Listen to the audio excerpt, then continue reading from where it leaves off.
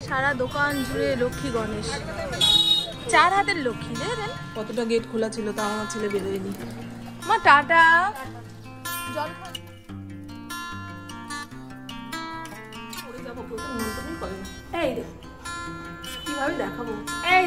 Good morning, শুভ সকাল। আজ হলো মঙ্গলবার, পুপুর কলেজ রয়েছে, তাই তাড়াতাড়ি ঘুম থেকে উঠেছি। কিন্তু ফড়িং বুঝতে পারছে না ওকে এখন খাট থেকে নামতে হবে নাকি আমি আবার ঘুরে ফিরে এসে খাটে শোবো। আমি যতক্ষণ শুয়ে থাকবো আমার ফড়িংও ততক্ষণ আমার পাশে শুয়ে থাকে। আর এখনো পর্যন্ত আমাদের ঘরে রাতের দিকে এসি চালাতে হচ্ছে, নাহলে ঘরদোর গুমোট হয়ে যায়। আর এই দেখুন রাস্তা দিয়ে কত মানুষ আমাদের সামনে যে গঙ্গার পাড় রয়েছে সেখানে হাঁটতে যাচ্ছে। আমি রাতের দিকে ভেবে শুই যে সকাল সকাল ঘুম থেকে উঠে আমিও হাঁটতে বেরিয়ে যাব। ও মা, সকাল হওয়ার পরে কি আলিস্য, মনে হয় জুতো জামা পরে রেডি হয়ে বেরোতে হবে। থাক গিয়ে, আজ নয় কাল যাব। আর এই কাকু প্রত্যেক দিন বাঞ্ছার বাগানের ফুল গাছ থেকে ফুল তুলে নিয়ে যায়। আর আমি এই সময়টা যে কি ভয়ে ভয়ে থাকি যে ওই কাকুর হাত কিংবা মাথাটা দেখলে ফড়িং যা ঘেওয়ানি শুরু করবে। সেই জন্য ফড়িং এর সকালের কাজকর্ম সারিয়ে নিয়ে ঘরের গেটটা দিয়ে দিলাম, যাতে আর বেরোতে না পারে। কি বলুন তো, এত সকাল সকাল এরকম ঘেওয়ানির আওয়াজ পেলে না পাড়া প্রতিবেশী জেগে উঠবে। তো চলুন এবারে পুকুর টিফিনটা বানাই। কাল রাতে ভেবে রাখিনি কি দেবো না দেবো, তা আজকে সকালবেলায় মনে হলো ঘরে ফুলকপি রয়েছে, আলু পেঁয়াজ ফুলকপি ডিম দিয়ে একটু চাউমিন বানিয়ে দিই। এই চাউমিনটা মনে হয় আমরা সবাই যখন স্কুলে গেছি তখন একবার না একবার নিয়ে গেছি, তাই না? আজকে এসেই জুতোর অর্ডার দিবি।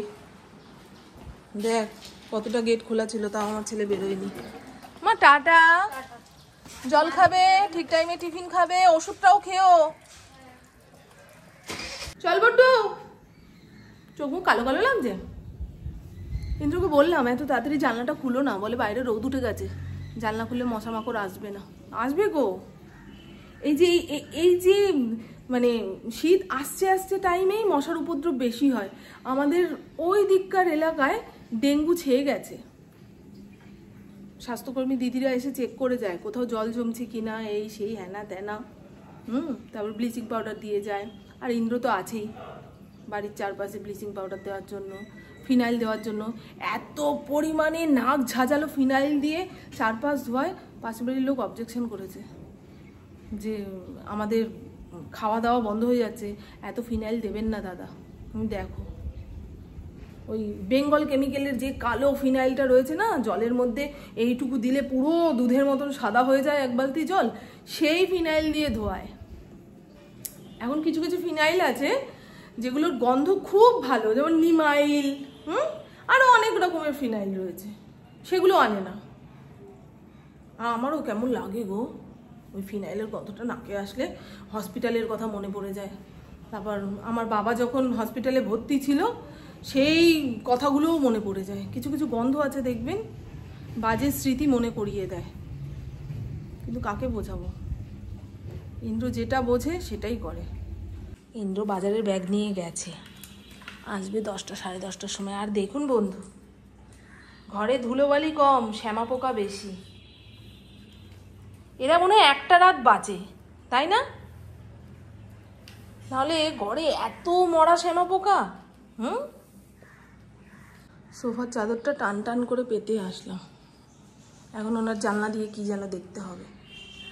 ওমা কি দেখছো তুমি? রঙ্গিলা এসছে কি না? আর এই দেখুন শ্যামা পোকার বডি পড়ে রয়েছে সারা সিঁড়িতে।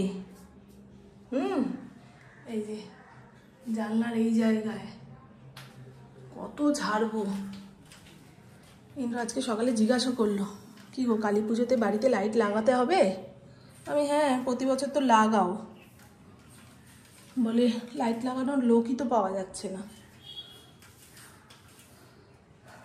না পাওয়া গেলে ওই বাজার থেকে লাইট কিনে এনে জানলার সামনে সামনে আটকে রাখবো। কালী পুজোর দিন তো এমনিই বাড়িতে থাকি না, চলে যাব হস্তিনাপুরের বাড়িতে, ওখানে সারা রাত ধরে ক্লাবের পুজোটা তো দেখি। সেই জন্য আর এবছরে বাড়িতে লাইট ফাইট লাগানো হবে না মনে হয়। চলুন ওপরের ঘরের বিছানা পাট টান টান করে নিয়েছি। আর এই পুতুল নাচের ইতিকথা বইটা আমার পুপু আমাকে টিচার্স ডেতে গিফট করেছিল। আমি হলাম পুপুর জীবনের প্রথম টিচার, যে প্রথম ওকে অ আ পড়তে শিখিয়েছি, হাতে ধরে লিখতে শিখিয়েছি। আর এখন এই বইটা প্রত্যেকদিন রাতে ৩-৪ পাতা করে পড়ে শেষ করব এইরকমই ভেবে রেখেছি। আপনাদের যাদের আগে বই পড়ার অভ্যাস ছিল, এখন মোবাইলের জন্য মোটে বইয়ের মধ্যে মনোসংযোগ করতে পারেন না, তারা অবশ্যই বই পড়াটা প্র্যাকটিস করুন। না হলে আমাদের মস্তিষ্ক এমন জায়গায় পৌঁছে যাচ্ছে, অনেক কিছু থাকার পরেও আমরা যেন মন থেকে শান্তি পাচ্ছি না। কি মা, তো ডাক্তারবাবু তো আজকে আসলো না রে বাবা? হ্যাঁ, ফড়িংয়ের ডাক্তারবাবুর আসার কথা রয়েছে, 9:56 হয়ে গেল। উনি আবার কোন হসপিটালে চাকরি করে, তা অফিসে যাওয়ার আগে ফড়িংকে দেখে যাবে বলে গেছে কালকে, মানে ফোনে বলেছে। এখনো তো আসলো না। উনি আসার আগে ইন্দ্রকে ফোন করে জানাতে হবে শিগগিরই আসো। আমি তো আবার একা ফড়িংকে ধরে ওনার সামনে নিতে পারবো না, বুঝছেন? 4 জনের শক্তি লাগে। আপনাদের দেখাই আজকে ইন্দ্র বাজার থেকে কি কি এনেছে। শীতের সব নতুন সবজি ঘরে এসে গেছে। এখানে রয়েছে মূলা শাক, না মূলা, পালং শাক। বাবা, এইটা দেখেই তো মাথাটা কেমন হয়ে গেল, আমার ঘুরে গেল। পালং শাক আমার মোটে ভালো লাগে না, দেখতেও ভালো লাগে না, খেতে তো ভালোই লাগে না। ও শিম এনেছে। আর কি এনেছো গো? শিম তো একদম ভরে এনেছো, এত কেউ আনে নাকি? ঠিক আছে, বাজার পাট নিয়ে এখন ঝামেলা করলে চলবে না। হ্যাঁ না, পেঁয়াজকলি দেয়নি। পেঁয়াজকলি উঠেছে নাকি বাজারে? এখন খুব অল্প অল্প বাজার করে।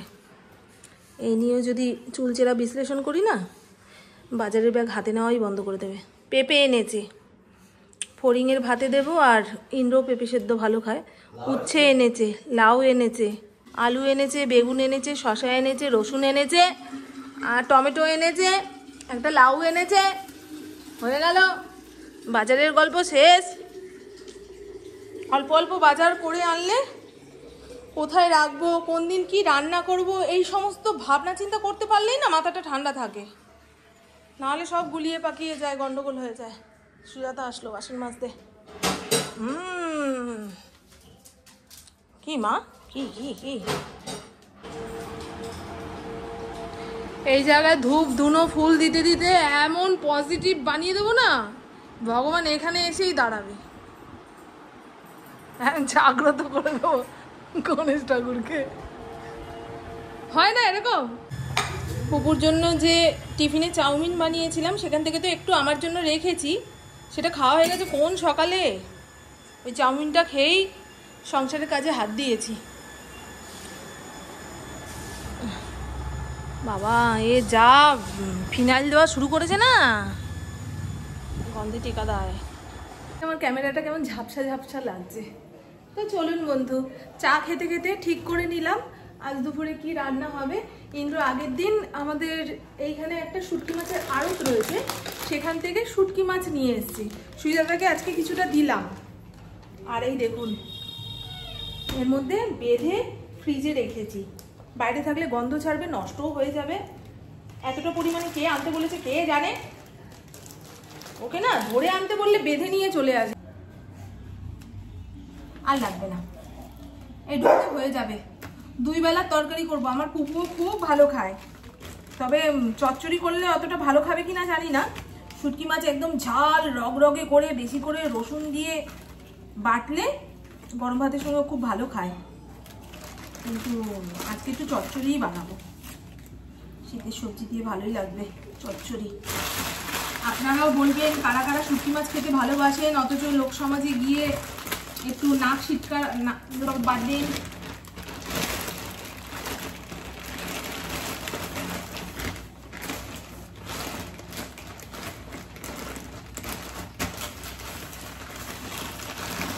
তো চলুন বন্ধু, আজকে শুটকি মাছের চচ্চড়িটা কিভাবে রান্না করি সেটা আপনাদের সঙ্গে শেয়ার করব।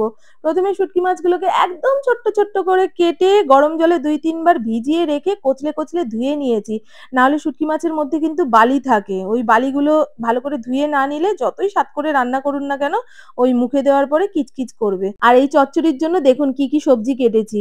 লম্বা লম্বা করে বেগুন কেটেছি, আলু, শিম, একটু পেঁয়াজকলি থাকলে ভালো হতো, তবে ইন্দ্র নাকি বাজারওয়ালাকে বলেছে পেঁয়াজকলি দেওয়ার কথা, ও বাজারওয়ালা আর ব্যাগে ঢোকাতে ভুলে গেছে। আর এইখানে দুখানা বড় বড় পেঁয়াজ একদম ঝিরিঝিরি করে কেটে নিয়েছি। পেঁয়াজ রসুন বাটা এই শুটকি মাছের চচ্চড়িতে দিতে যাবেন না, একটুখানি থেতো করে দিলে তবেই ভালো লাগে। আর দেখেছেন কতটা পরিমাণে রসুন নিয়েছি। এবারে লবণ হলুদ মাখানো শুটকি মাছটা বেশ লাল লাল করে ভেজে তুলে নেব। শুটকি মাছ এই ভাজার সময়ই যা গন্ধ বেরোয়, খাওয়ার সময় একেবারে গন্ধ বেরোয় না। যারা শুটকি মাছ খায় না তারা ভাবে ওরে বাবারে কি পচা গন্ধ, মানুষ খায় কি করে। বিশ্বাস করুন বন্ধু, এই ভাজার সময়ই যা একটু গন্ধ বেরোয়। সে যাই হোক, এখানে রসুন আর অনেকগুলো কাঁচা লঙ্কা মিক্সির মধ্যে 2 বার ঘুরিয়ে নেব, বাটবো না কিন্তু। আর শুটকি মাছ ভেজে তুলে নেওয়ার পরে কড়াইতে যেটুকু তেল ছিল তার মধ্যে কালো জিরে ফোড়ন দিয়ে পেঁয়াজটাকে ভেজে নিতে হবে। আর এই যে রসুন কাঁচা লঙ্কা মিক্সির মধ্যে 2 বার ঘুরিয়ে আধা ভাঙা করে নিয়েছি, এটা পেঁয়াজের মধ্যে দিয়ে নাড়িয়ে চাড়িয়ে যে কটা সবজি কেটে রেখেছিলাম তার সঙ্গে একটা বড় টমেটো অ্যাড করে এর মধ্যে দিয়ে দিলাম পরিমাণ মতন লবণ হলুদ, যেটা দেখাতে ভুলে গেছি। সমস্ত কিছু দিয়ে সবজিটাকে মজতে দেব। কি মা, আমার ফড়িংকে এখন এই ওষুধটা লাগিয়ে দিলাম। এর আগে যখন ওর এই কানের কাছে এইরকম একটা ঘা হয়েছিল তখন ডাক্তারবাবু এই ওষুধটা লিখে দিয়েছিল। 2 রকমের ওষুধ লিখে দিয়েছিল, একটা ওই কি বলে বৃষ্টিতে ভিজলে যে অ্যালার্জি হওয়া ঘা তার জন্য একটা, আর এটা একটুখানি বড় সড়ো ঘায়ের জন্য। ওইটা দিলাম তো কমলো না, তো এই বড় সড়ো ঘায়ের জন্য যে স্প্রেটা সেটা দিয়ে দেখলাম। ডাক্তারবাবু এসে একবার দেখে গেলে না খুব ভালো হতো গো।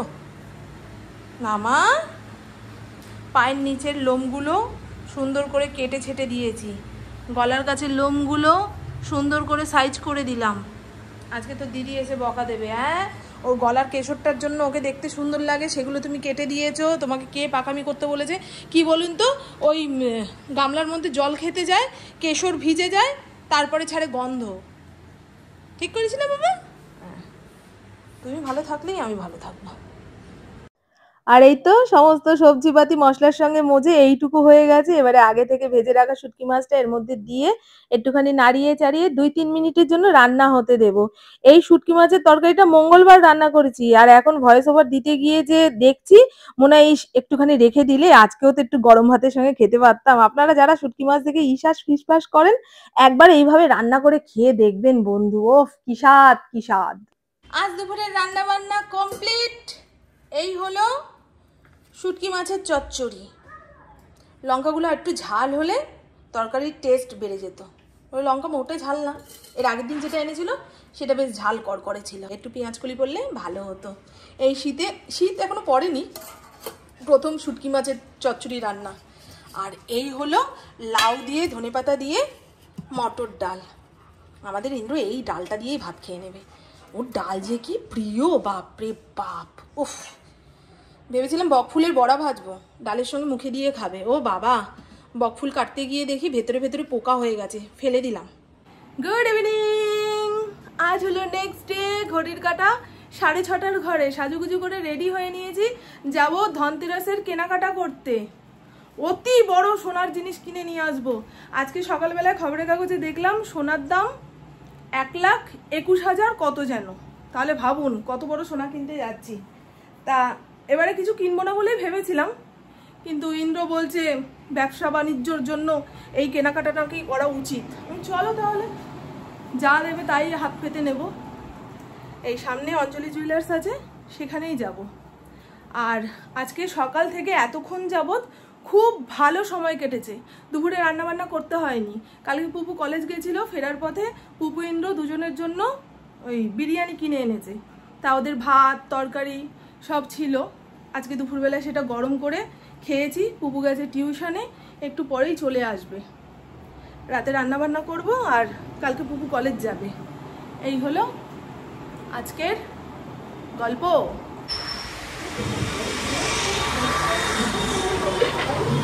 দেখুন অঞ্জলি জুয়েলার্স থেকে গয়না কিনে এখন এসছি দশকর্মা ভান্ডারের দিকে। ইন্দ্র ওই ধুনো জ্বালানোর ছোবা কিনবে। আর দেখুন না, সামনে দিওয়ালিতে নন বেঙ্গলি লোকেরা সেই লক্ষ্মী গণেশের পুজো করে। সারা দোকান জুড়ে লক্ষ্মী গণেশ, 4 হাতের লক্ষ্মী দেখেছেন। ছোট ছোট কালী ঠাকুরও রয়েছে। হ্যাঁ, উনি আবার ব্যাগ আনেন, এখন বলছি ব্যাগ কিনবো। এখন প্রদীপ কিনবো, এখনই কিনে নেবো। এখন দুটো নিয়ে নিলে হতো কিন্তু। তোমার কারিগর নেই? সব ব্যাগপ্যাটরা বাড়িতে রেখে যাচ্ছি ব্যায়ামাগারে। কিন্তু বললো আমাকে পৌঁছে দিয়ে আসবে। এখন বলছে না আমি পারবো না। যাবো বললাম তো। যাবো বললে চলুন। হ্যাঁ যাই, বেরোই। দাঁড়া, আগে আমার দর্শক বন্ধুদের দেখাই, তারপর তোকে দেখাচ্ছি। চলুন বন্ধু, এই হলো অঞ্জলি জুয়েলার্স থেকে কিনে আয়না ভারী গয়না, পরে দেখাচ্ছি। তার আগে দেখাই ওই দীপাবলির দিন যে ঘরের সামনে প্রদীপ টদীপ জ্বালাবো। এই দেখুন, এই মোমবাতি অনেক দিন পরে দেখলাম। এই মোমবাতি 1 প্যাকেট এনেছি, পরে যদি মনে হয় আর 1 প্যাকেট নিয়ে আসবো। আর এই রকম 2খানা প্রদীপ এনেছি, হাতির পিঠে প্রদীপ লাগানো। এটা ওই মেইন গেটের 2 পাশে 2টো দেবো, এই যে এই গেটের 2 পাশে 2টো দেবো। আর এটা ওই ঘরের পাশে যে তুলসী মঞ্চটা বানিয়েছি সেখানে দেব। এই দেখুন, একটা নাকছাবি কিনেছি। আমার জীবনের এটাই ইচ্ছা, আমার কাছে অনেক ছোট ছোট ছোট ছোট নাকছাবি থাকবে, যেগুলো সাজগোজ করার পরে পরবো, একদম আলাদা আলাদা রূপ ফুটে উঠবে। দেখবেন অনেক সাজগোজের মধ্যে না একটা ভালো নাকছাবি পরলে পুরো লুকটাই বদলে যায়, তাই না? আর ছোট ছোট ছোট ছোট অনেক কানের থাকবে। বেশি ভারী গয়না আমার পরতে ইচ্ছা করে না, কোথায় আর পরে যাবো, কেউ তো নিমন্ত্রণই করে না। এই দেখুন কিভাবে দেখাবো, এই দেখুন, দেখেছেন? আমার মাগো, আমার মাগো। তো চলুন বন্ধু, আমার বকবক আজকের মতন এইটুকুই। আপনারা সবাই খুব খুব খুব ভালো থাকবেন, নিজের শরীরে খেয়াল রাখবেন, সুস্থ থাকবেন, আর অল টাইম স্মাইল করতে হবে। টাটা, খুব ভালো থাকবেন। কাল পরশু 2 দিন পর পর পুপু কলেজ যাবে, ব্যাস হয়ে গেল। 6টার সময় ঘুম থেকে উঠে রান্নাঘরে হাতাখুন্তি নাচিয়ে মেয়েটার জন্য টিফিন বানিয়ে দিতে হবে, তারপর সারাদিন ফাঁকা।